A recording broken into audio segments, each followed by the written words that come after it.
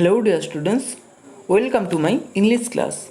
আজকে আমি class 8-এর lesson 7-এর third পার্টের বেঙ্গলি মিনিংটা তোমাদের পড়াবো। এর আগে আমি ফার্স্ট দুটো পার্টের বেঙ্গলি মিনিংটা পড়িয়েছি। তোমরা যদি সেই ভিডিওগুলো না দেখে থাকো তাহলে এই ভিডিওর ডেসক্রিপশন বক্সে আমি লিঙ্ক দিয়ে দেবো, সেখান থেকে তোমরা দেখে নিতে পারবে। তো চলো শুরু করা যাক। This is the Excalibur, Merlin said. Merlin বলেছিলেন, দিস ইজ দ্য এক্সক্যালিবার, এই হলো এক্সক্যালিবার। এক্সক্যালিবার একটি তলোয়ারের নাম। Only an honest and fearless knight who protects the common people can possess this sword. Only an honest and fearless knight, শুধুমাত্র একজন সৎ এবং ভয়হীন knight who protects the common people, যে বা যিনি সাধারণ মানুষকে রক্ষা করেন, ক্যান পজেস দিস সোর্ড, এই তলোয়ারের অধিকারী হতে পারেন। King Arthur accepted the enchanted sword from the mysterious hand appearing from the depths of the lake. King Arthur accepted, রাজা আর্থার গ্রহণ করেছিলেন দ্য এনচ্যান্টেড সোর্ড। এনচ্যান্টেড মানে মন্ত্রিত। রাজা আর্থার গ্রহণ করেছিলেন মন্ত্রিত সেই তলোয়ারটা ফ্রম দ্য মিস্টিরিয়াস হ্যান্ড, ওই রহস্যময় হাত থেকে। Appearing from the depths of the lake, যে হাতটা আবির্ভূত হয়েছিল হ্রদের গভীরতা থেকে। I shall never use this magic sword for any personal benefit, King Arthur declared. I shall never use this magic sword. আমি এই জাদু তরবারিটা কখনো ব্যবহার করব না ফর এনি পার্সোনাল বেনিফিট, আমার ব্যক্তিগত সুবিধার জন্য। কিং আর্থার ডিক্লেয়ার্ড, রাজা আর্থার ঘোষণা করলেন। King Arthur could gift peace and prosperity to England. King Arthur could gift, রাজা আর্থার উপহার দিতে পেরেছিলেন পিস অ্যান্ড প্রসপারিটি, শান্তি এবং সমৃদ্ধি, টু ইংল্যান্ড, ইংল্যান্ডবাসীকে। The greedy barons are unhappy with King Arthur because he was gentle and just.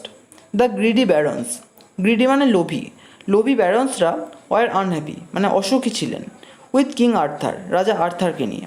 Because কারণ, হি was gentle and just, তিনি ছিলেন ভদ্র এবং ধার্মিক। He married the beautiful lady Guinevere, daughter of the king of Cornwall. He married, তিনি বিবাহ করেছিলেন the beautiful lady গিনিভিয়ার, সুন্দরী মহিলা গিনিভিয়ারকে। এই গিনিভিয়ার কে ছিলেন? Daughter of the king of Cornwall, কর্নওয়ালের রাজার কন্যা। On the wedding day Merlin took him to a richly gilded pavilion painted crimson and dark blue. On the wedding day, বিবাহের দিনে মার্লিন টুক হিম, মার্লিন তাকে নিয়ে গিয়েছিলেন to a richly gilded pavilion. Pavilion মানে মণ্ডপ, একটা খুব সুসজ্জিত মণ্ডপে। Painted crimson and dark blue, যে মণ্ডপটা রং করা হয়েছিল ক্রিমসন মানে রক্তবর্ণ বা লাল রঙের কোনো একটি রং, এবং ডার্ক ব্লু মানে গাঢ় নীল দিয়ে। দ্য ফ্লোর ওয়াজ মার্বেলড, মেঝেটা ছিল মার্বেল পাথরের। In the middle of the room was a huge round oak table richly carved, capable of sitting 50 people. In the middle of the room, ঘরের মাঝখানে was a huge, ছিল একটা বড় রাউন্ড মানে গোলাকার okay table. ঘরের মাঝখানে একটা বড় গোলাকার ওক টেবিল ছিল। রিচলি কার্ভড মানে খুব জমকালোভাবে খোদাই করা। ক্যাপাবল অফ সিটিং 50 পিপল, যেটাতে 50 জন মানুষ বসতে সক্ষম। This was the famous round table around which gathered King Arthur's devoted knights. This was, এটা ছিল দ্য ফেমাস রাউন্ড টেবিল, বিখ্যাত গোল টেবিল, অ্যারাউন্ড হুইচ যেটার চারদিকে গ্যাদার্ড মানে জড়ো হয়েছিলেন কিং আর্থার্স ডিভোটেড নাইটস, রাজা আর্থারের ডিভোটেড মানে অনুগত নাইটসরা।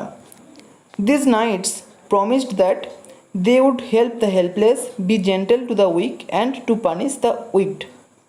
দিস নাইটস, এই সমস্ত যে নাইটরা তারা কী করেছিল? প্রমিসড মানে কথা দিয়েছিল বা প্রতিজ্ঞা করেছিল that they would help the helpless, যে তারা অসহায়দের সাহায্য করবে। Be gentle to the weak, দুর্বলদের প্রতি ভদ্র হবে বা নম্র আচরণ করবে। And to punish the wicked, এবং দুষ্টুদের শাস্তি দেবে। To keep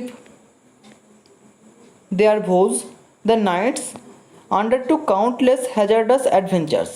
To keep their vows, vow মানে প্রতিজ্ঞা, তাদের প্রতিজ্ঞা রাখতে দ্য নাইটস আন্ডারটুক মানে নাইটরা নিয়েছিল, কাউন্টলেস মানে অসংখ্য, হ্যাজার্ডাস অ্যাডভেঞ্চার্স, হ্যাজার্ডাস মানে বিপজ্জনক, অ্যাডভেঞ্চার মানে অভিযান, তাদের কথা বা প্রতিজ্ঞা রাখতে নাইটরা অসংখ্য বিপজ্জনক অভিযান করেছিল।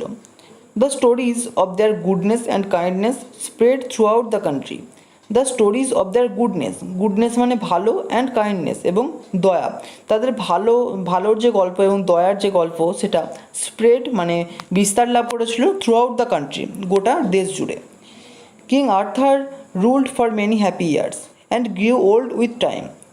King Arthur ruled for many happy years, রাজা আর্থার অনেক সুখী বছর শাসন করেছিলেন।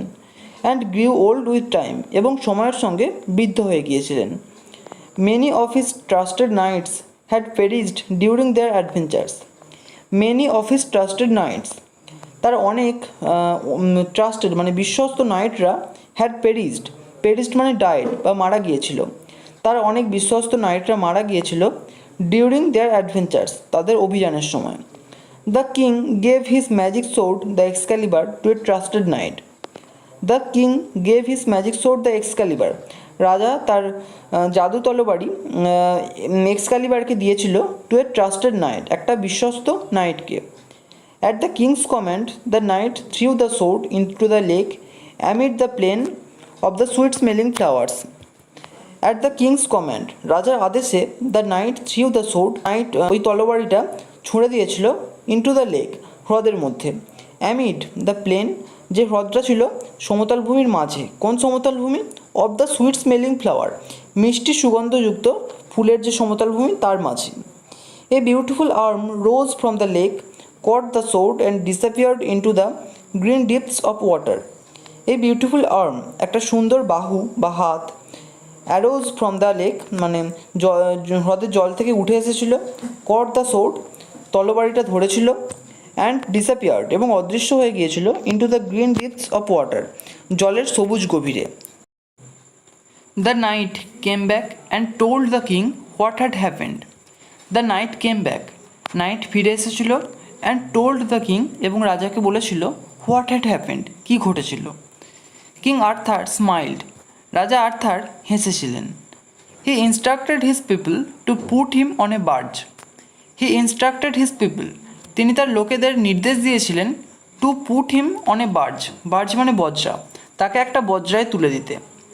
ইট was the hour of twilight, twilight মানে গোধূলি, এটা ছিল গোধূলির সময়।